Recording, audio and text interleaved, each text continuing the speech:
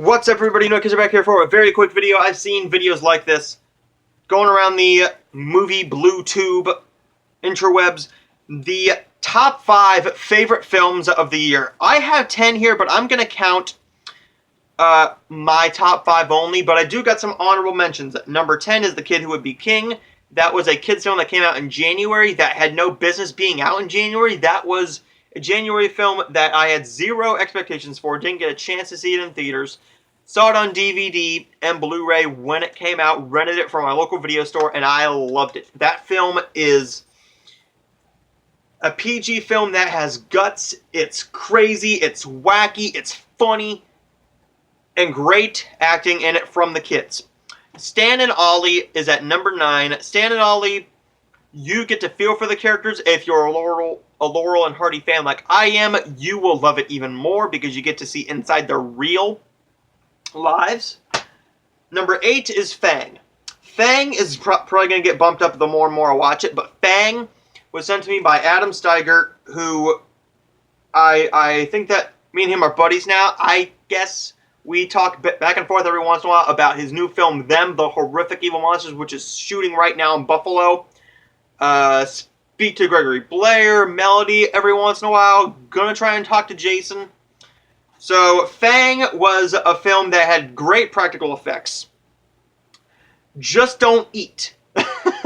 Just don't have supper or lunch. I made the wrong decision of having leftover spaghetti while eating this thing. Yeah, I ate the disc, clearly. While watching this movie, I was not expecting this film to be as good as it was. I thought that this was just going to be a throwaway horror film, but I loved Fang. Definitely one of my new favorite horror films, and I can't wait to see them. Adam told me that it should be maybe Halloween 2020. I'm counting down to it. Then we have Detective Pikachu. Detective Pikachu, I'm a Pokemon fan.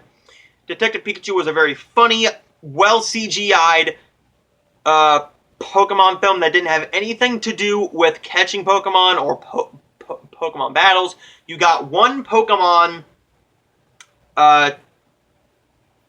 catching attempt with a Cubone, and then you got one Pokemon, well, some Pokemon battles, but like one Pokemon battle in like an arena or a stadium with a Charizard and a Pikachu, which was so much fun. Avengers Endgame is at number 6. Avengers Endgame may move up once I rewatch it. I haven't seen it since the first time I saw it in theaters. I liked it. I, as a matter of fact, loved the last hour, and that's what bumps it up, because you wait for that last male boner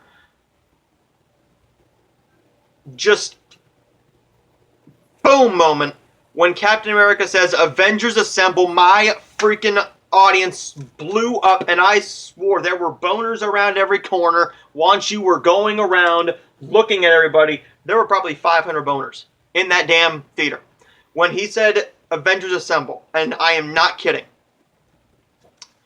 I dropped it. Now we're on to the top 5.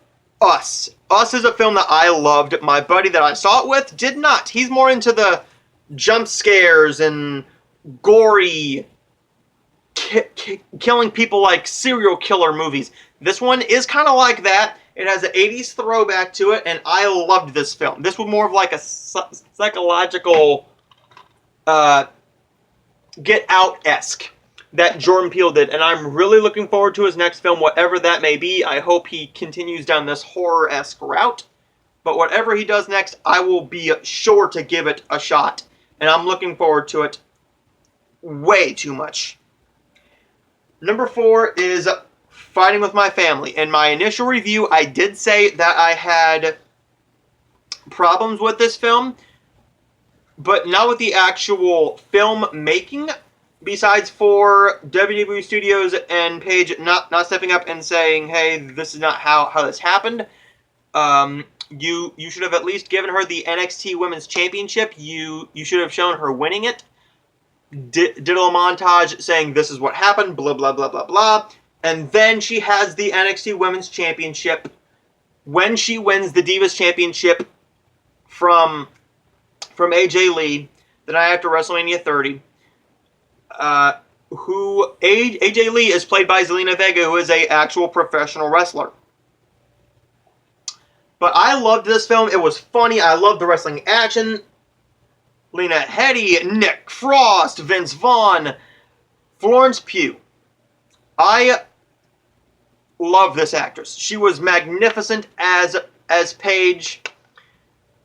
I am really looking forward to seeing her, hopefully, seeing her in Midsummer. If I get the shot to see it, if I get the chance to see it in theaters, I will. But it'll probably be on DVD and Blu-ray that I see it for the first time, because I don't know anybody who wants to come with me to see a 2-hour and 20-minute movie in theaters. Number 3 is Toy Story 4. Toy Story 4, I did not like my experience, but I loved this movie. This movie was so good, and it really had no business being this good. You shouldn't have even made a 4th one, but you did anyways. It was funny. You had me tearing up at the very beginning with Bo, and then at the very ending with So, I love this film. Number 2 is Under the Silver Lake. I have switched 2 and 3 back and forth and back and forth and back and forth, but I'm probably going to change them more and more. Under the Silver Lake was a mystery film that had bits of comedy, drama, romance, little bit of horror in there, just a tiny bit of like psychological mess with your mind horror thriller-esque mystery, and I loved it. It's a 2-hour and 17-minute film that I will watch. No, I'm sorry, a 2-hour and 19-minute film that I will watch for years to come. Once it drops down in price, I will definitely be picking myself up a copy. And of course, you know my number 1 favorite film of the year so far is Aladdin. That will probably not change for a while. We do have Spider-Man Far From Home coming up. We have The Lion King, Star Wars. We got Oscar season coming up. But we also got a lot more films to come.